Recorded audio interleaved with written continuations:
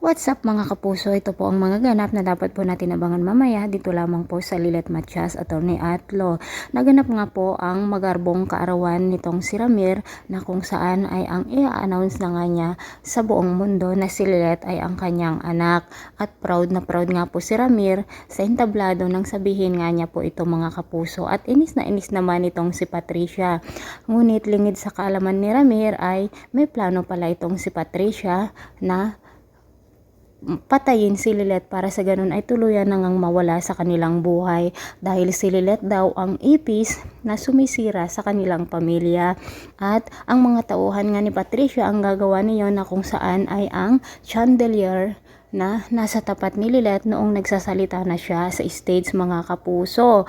At nandoon din si Renan upang sa ganun ay saksihan nga kung ano ang mangyayari dito kay Lilet. At ito nga po habang nagsasalita ng ating bida sa stage ay dito na ginawa ng tauhan ni Patricia na tanggalin ang tali na kung saan ay ang ikinabit dito sa chandelier upang sa ganun ay maibagsak dito sa ating bida mga kapuso.